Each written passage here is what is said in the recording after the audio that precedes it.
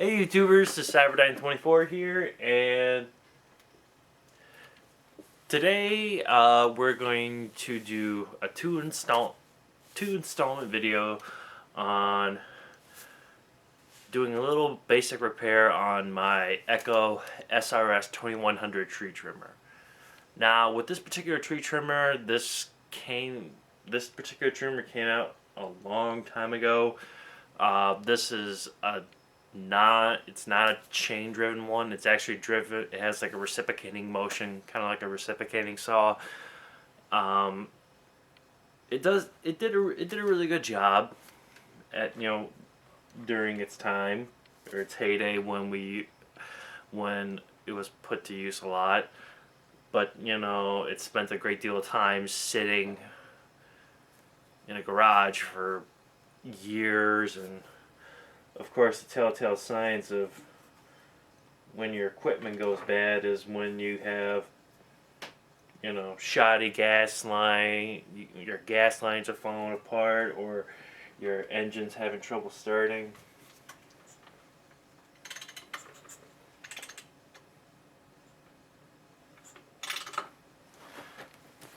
And one thing with this particular trimmer was that whenever I started it, it would run maybe a little bit and then it would die, start and die, start and die.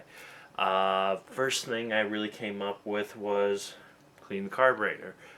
Did that, cleaned it, readjusted it, got it to work a little bit, but it still did the same thing. So now I did in the other installment, I actually rebuilt the Zama carburetor, put new diaphragms, new needle, spring in it, and pretty much did a thorough cleaning of the screen on it. Hopefully that solves that problem. Of course, whenever you take any kind of outdoor power equipment apart or anything apart, you might run into situations where there's more things that are broken. And that's one thing I noticed. The fuel filter was it's original to the machine, so that had to get replaced. One thing I also noticed that eventually with gas and rubber, the rubber eventually starts to it falls apart. It kind of gets sort of like not like a pasty, but very, very soft consistency where you can just sort of pull it a little bit and it just snaps apart. So I realized now I'm looking at putting brand new fuel lines, the two lines that go to the car, plus also the line that goes to the vent, plus also a brand new grommet, because the grommet was getting looking a little too old. So it's better to just replace all that stuff all at once instead of just replacing one thing, because you never know, it could just be a money pit and you could just be sucking down more and more money on things. But here, let's take a look at it.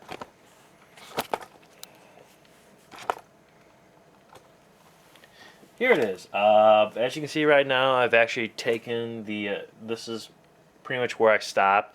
Took the carburetor off to make sure that I can, rebuild it and stuff like that. Judging by looking into the cylinder itself,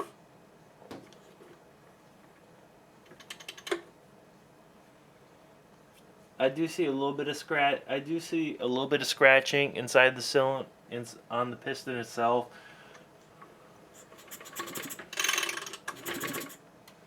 But that shouldn't be a problem. I mean, equipment nowadays are gonna get messed up sooner or later.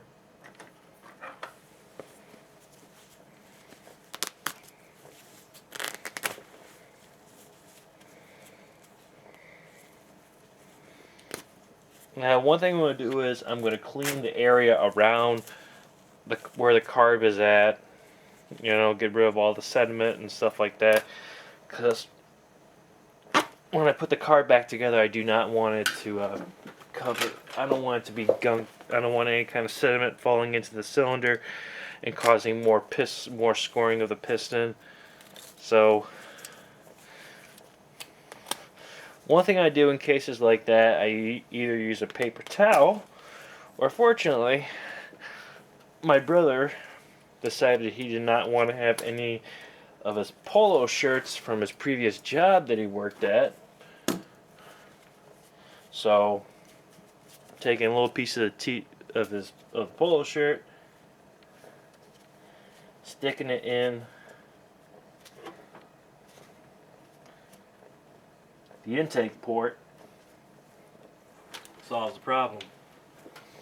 Maybe I'll also cut a little sliver and stick it in the port where the spark plug goes in the top of the cylinder. Just another safety catch to ensure that none of the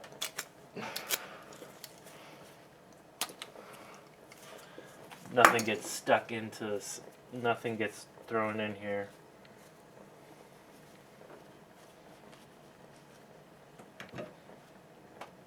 As you can see, it's all covered up. So all you really need to do, and since I got the rest of this shirt, I'm going to use it instead of using my shop towels, because believe me, shop towels can get expensive. That's why sometimes just a good old rag works. Now all I did was take a little bit of degreaser.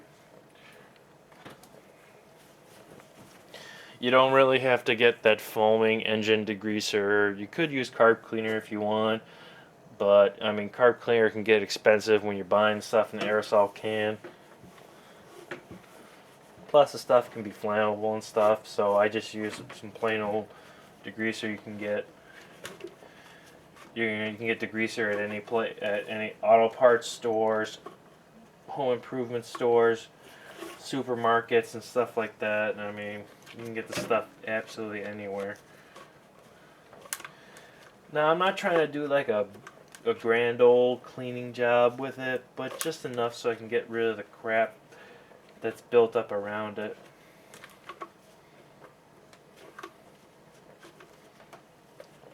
Just enough so I can get the crap, any kind of crap that could possibly fall in. Just get it out, get it all nice and cleaned up. And there you go.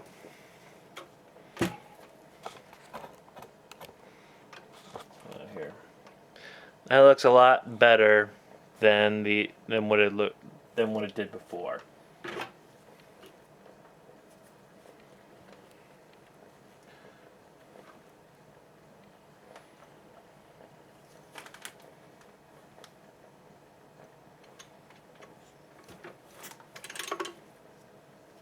Now, one thing we're going to do is we're going to install the new spark plug.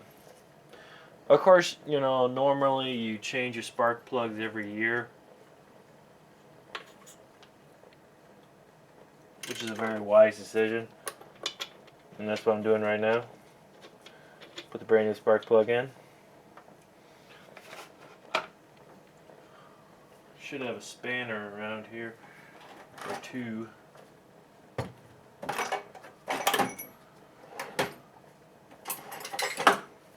Always do.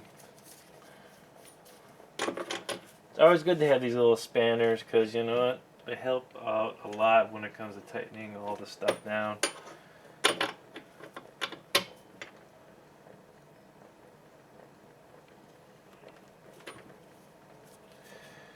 There you go. Everything's done. Spark plug wise. Now before I do any kind of other work to it, like reinstalling the carburetor, one thing I really want to do is check the exhaust ports.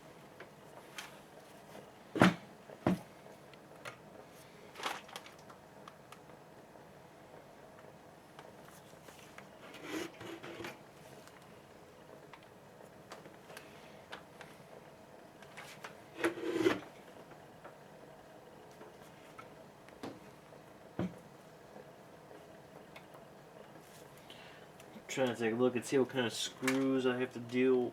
What I have to do to.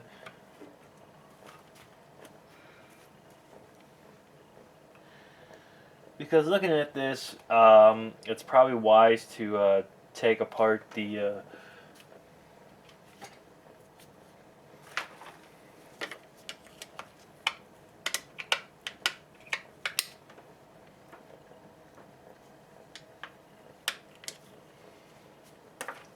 Probably a wise thing to take apart the.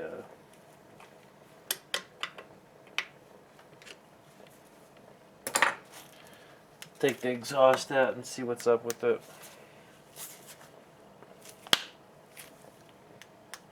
And this is why you never leave.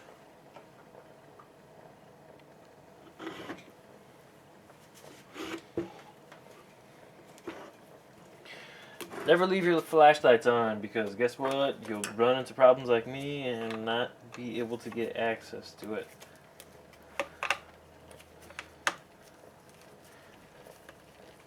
But yeah, pretty much this installment of the video, we're actually all I'm really gonna do is just gonna take apart more of the actual trimmer itself, so I can gain access to the necessary components, aka the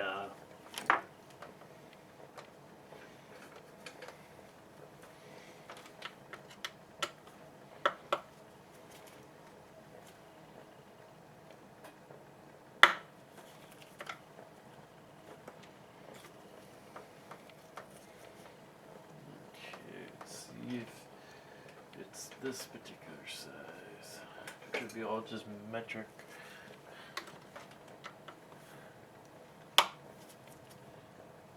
And it is all metric. How nice.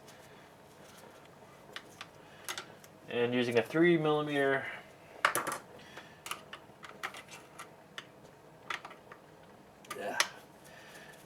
using a 3mm Allen wrench, we're going to take the rear handle off this.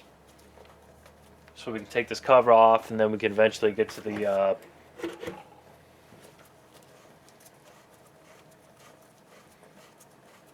exhaust. Because one thing I want to do is take the whole entire muffler off and soak it in some degreaser, carburetor cleaner solution, so that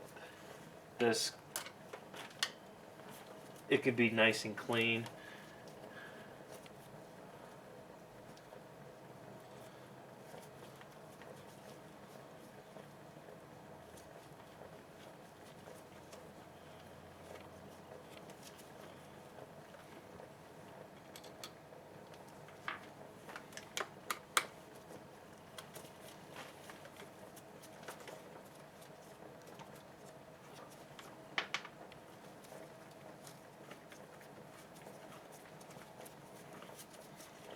It looks like I don't have to take much off. I just only got to take two. It's like two of the bolts, two of the screws off, and things should just come off, which is really nice. I don't want to have to take the whole entire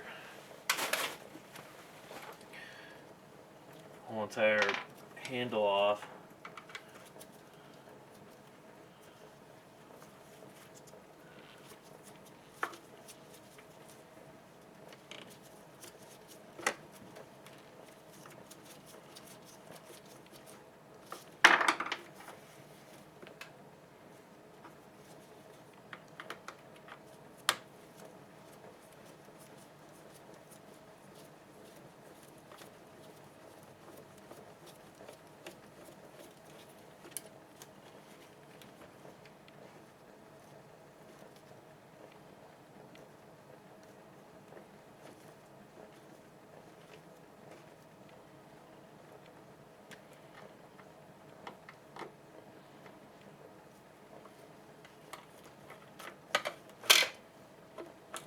Okay, fantastic. We got getting this cover off. Stuck a little bit, but yeah, it happens.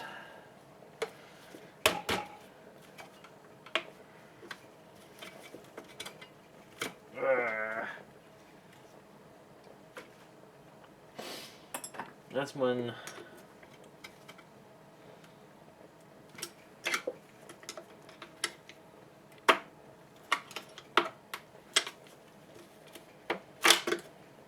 alright. Sweetness. And as you can see right here, we got the cover off, and I see that these bolts are pretty much rusted on there. It's going to be definitely a larger size wrench, Allen wrench than I used. So let's give 4mm a shot and see if that's the magic number. And it is. 4mm is the magic number for this.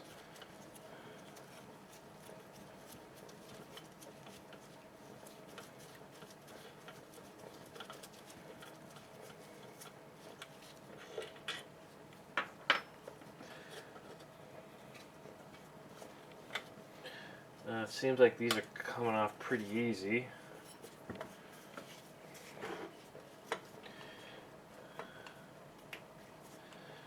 Now, in a situation like this, especially with equipment like this that's been old and been sitting for a while, you kind of want to sort of point it towards the opposite direction. You don't want it pointing towards you, because if any kind of carbon or sentiment breaks off, it's going to fall right into the cylinder and you're going to get yourself some pretty big problems.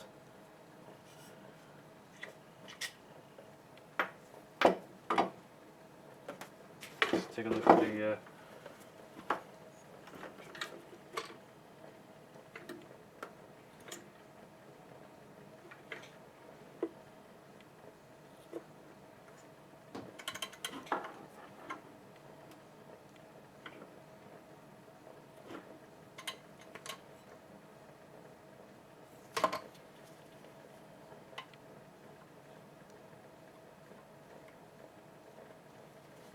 yeah, some normal markings, nothing that I really feel that's deep.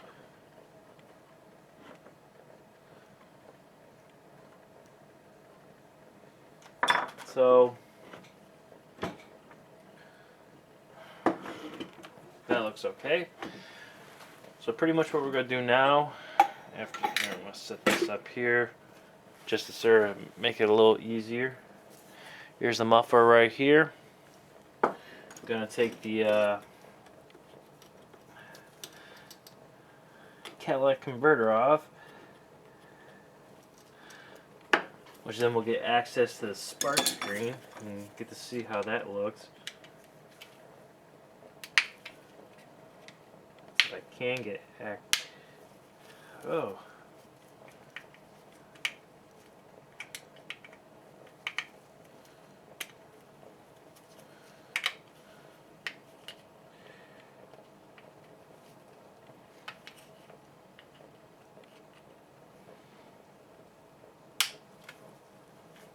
Ugh. Yeah, these screws are on there.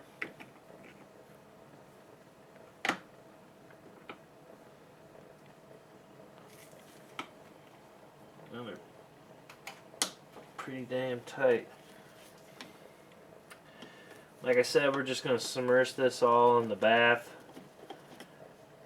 of degreaser and carb cleaner so that this thing can soak for a while and just get better.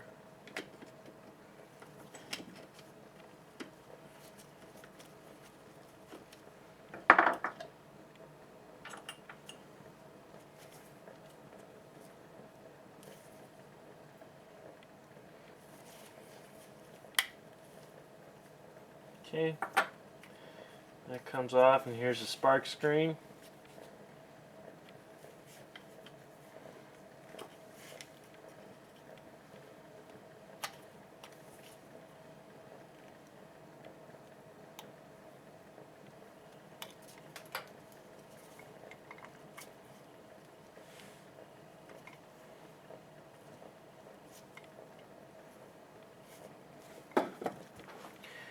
Okay, the spark screen fell off. So the little gasket that was around it. I'll still reuse that, of course. I don't want to have to sit there and buy a whole bunch of brand new parts. As you can see, it's all pretty much completely apart. Doesn't look like that it's that bad, but I still want to soak it in some kind of solution. So, got my little cup over here that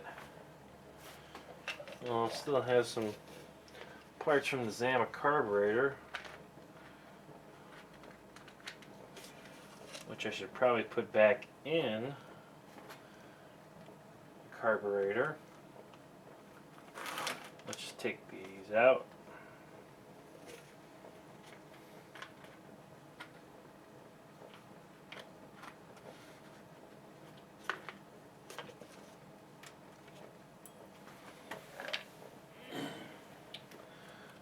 Springs, and also these are high and low adjustments,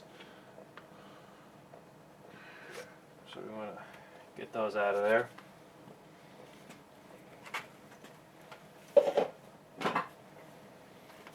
And we're all pretty much going to do is just make a little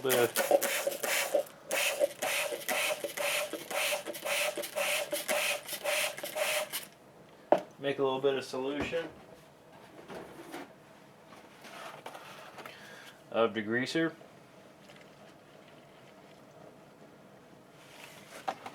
Now what I'm pouring in here is full concentrate.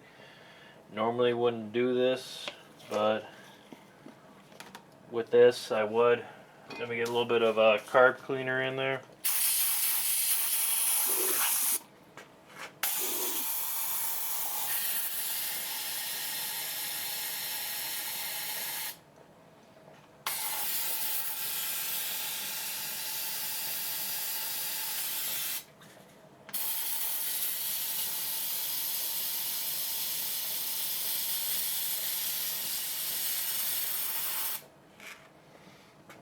And there you go.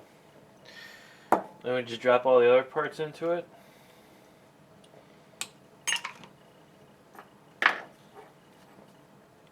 We'll leave the gasket out. Stick the spark screen in there and let it sit. It's a nice handy dandy little solution. Well, we'll just let that sit overnight, and then when I get back to it, I'll start reinstalling.